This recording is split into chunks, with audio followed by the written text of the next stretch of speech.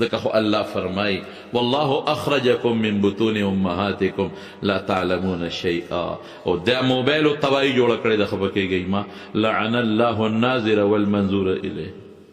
نظر غلط چې څومره استعماله تباهي ده. سترګو نظر کمزورې، دماغ کمزورې، حافظه کمزورې، او ګندګي او نجاست د دې سترګو په ذریعه باندې. زمونږ د طالبانو د علما وایي زمونږ د اعراض د دې عالم اجساد لري په مثال کې، هغه بل عالم کې دا ټول ګندونه د سترګو په ذریعه روان دي. کوم خوا روان دي؟ دماغ ورته زړه ته برباد شو، برباد. مارونو دا سوچ کو د سترګو نه، د غوږونو، اندامونو نه فایده مونږ واخلو، دینه مونږ فایده واخلو چې دا فطرت کې استعمال شو. څه شی جوړېږي بیا؟ تقوا راځي. یا ایها الذین آمنوا اتقوا الله حق تقاته ولا تموتن الا وانتم مسلمون. تقوا براشي. ډېر خلک وایي ماله جړا نه راځي، بالکل به نه درځي. تا خلاف الفطرت روانه، ته جړا نه راځي. ځان فطرت ته برابر کا. کم سیز له اندام پیدا شوی دی هغه سیز کې اندام استعمال کا، ته ګوره جړا راځي که نه راځي. رسول الله مبارک فرمایي که وکسان وی تحت ذل العرش یوم لا، بل هغه ورځ چې د الله د عرش نه بغیر بل سوری نشته، وکسان د الله د عرش د سوري لاندې دي. د بخاري مسلم حدیث دی. یو پکې څوک دی؟ رجل ذکر الله خالیا ففاضت عیناه. داسې ځای کې دی چې هېڅوک نشته، کوټه کې دننه دی، هېڅوک نشته، پټي کې دننه، کوټه کې دننه دی. چا د وجې نه کوي ریاکاري، خو چې الله را یاد شو ففاضت عیناه، سترګې وبېللې. عبدالله ابن عمر رضی الله تعالی عنه یو ځل د احد سره خوا کې په یو میدان کې روان دی. یو شپونکی ګډه چیلی سره یې، ګډه چیلی. عبدالله ابن عمر په آزمایش کې امتحان پې کوي، بچې یو ګډ یا نه خرڅی، په څو به خرڅ کې؟ وی بابا جي دا خو زما نه دي، زه خو شپونکی یم، نوکر یم، دا خو مدینه کې د فلانکي سړي دي. عبدالله ابن عمر رضی الله عنه ورته وی یو ګډ را باندې خرڅ که پیسې به درکړو که نه؟ اوس بیا دلته حلال کړو، ذبحه به کړو، غوښې به یې ورتي کړو، ته به مخورې موږ به مخورو.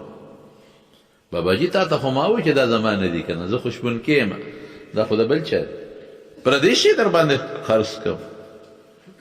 عبدالله ابن عمر رضی الله عنه ورته وایي ګوره داسې کار دی، مالک دې دلته کم دی، ته خو نشته، یو ګډ خرڅ که، پیسې به والې جیب کې به واچوې، غوښه به وخورې موږ به مخورو. او که بېګاله درنه مالک تپوس وکړي چې یو ګډ کم دی، شرمه خو خوړه، خیر خلاص. دلته مالک ستا کم دی، څه خبرېږي؟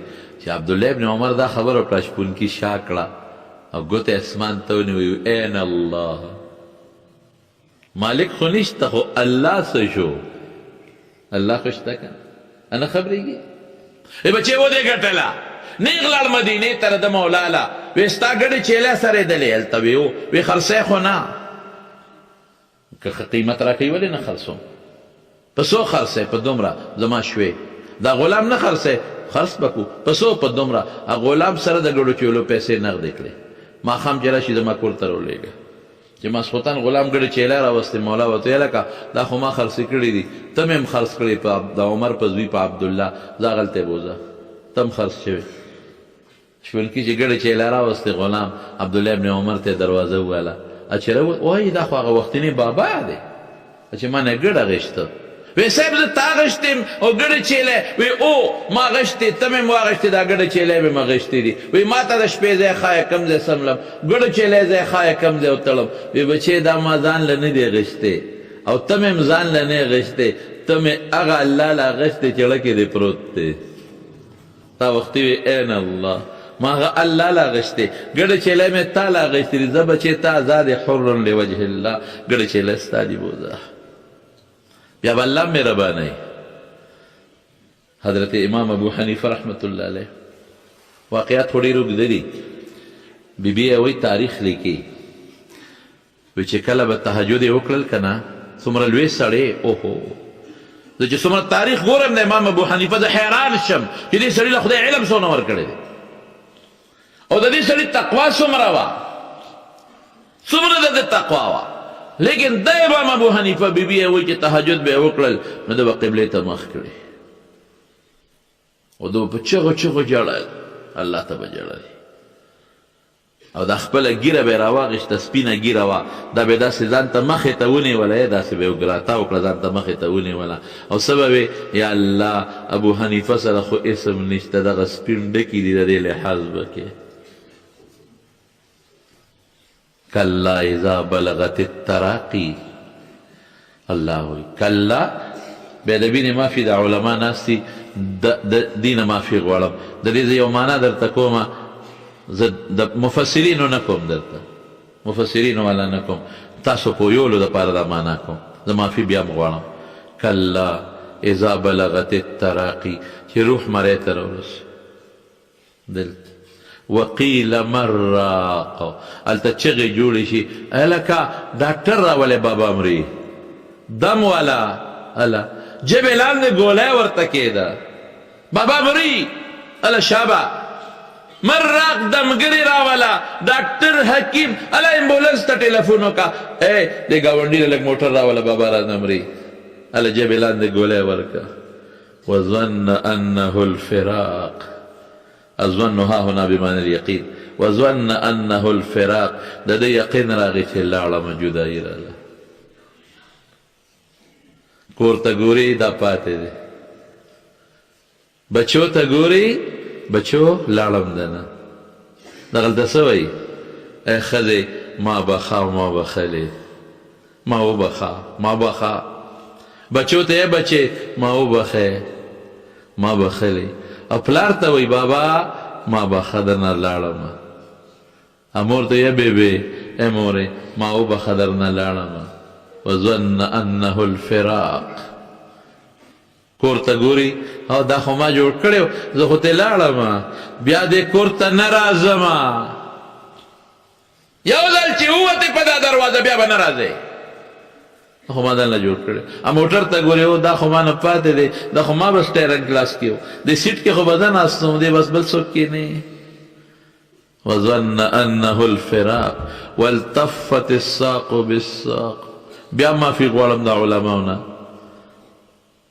والتفت الساق بالساق وې تړي که نه هغه معنا نه کوم هغه نه کوم دا پنډه یو بل پورې داسې مږي وایي دا سا وتل خو ډېر ګران دي و خدایه دا سا به څنګه وځي وای مورې مړ شومه وای بابا مړ شوم ما بخې درنه لاړم والتفت الساق بالساق إلى ربك يومئذ المساق إلى ربك بل خوانا خاص ربلا إلى ربك يومئذ المساق مساق بياستوي الله مافكي الله مافكي الله مافكي إلى ربك يومئذ المساق زمونږ د علماو یو قائد دی یو سایق دی څاروي نه مخکې چې روان وي اوښ نه قائد ورته وایي چې شاته روان وي څه ورته وایي سایق ورته وایي الى ربک یومئذ الذهاب نه دی مساق فرشتي چوکه ورته نیولي مخکې شه مخکې شه مخکې شه مخکې شه الى ربک خاص ربته بل خوا نه کور ته نه باغ ته نه باغچې ته نه بلډینګ ته نه کارخانې ته نه فوم ته نه ایسی ته نه ګرم ځای ته نه الی ربک یومئذ مساق شاته چې رواني چوکه ورسره یې اوښله ټس ورکوي مساق دا مخکې ځان ته جړه به راځي هسې جړه نه راځي حضرت امام ابو حنیفه رحمت الله علیه بیبي وایي وایي داسې شپه نه ده لیدلې چې ږیره به داسې ونیول او څه به وي الله ابو حنیفه تش لاس درو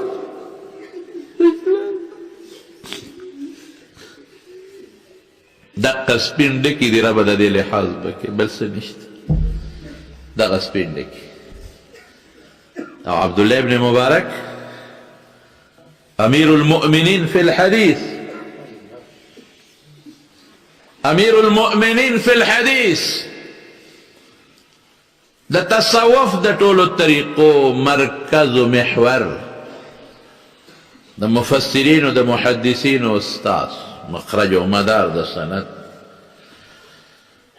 چې کله وفات کیږي درس کوي لګیا دی هغه وخت درس شاګردانو ته وایي موچت کې به د ځمکه به کښېنوي شاګردان اوچت که تنگ دی غریب نو تکلیف به یې په ځمکه کښېنه وایي دا فساد بستر لر کې په دا خاورو مې کښېنوي صرف جامې د خاورو کېږي جامې اوس روان نه یم خاورو له وایي مخ قبلې ته کې مخ یې ورته قبلې ته کړ او چغې کړې یا الله عبدالله تش لاس در روان دی الله څه به کې ورسره څه به کې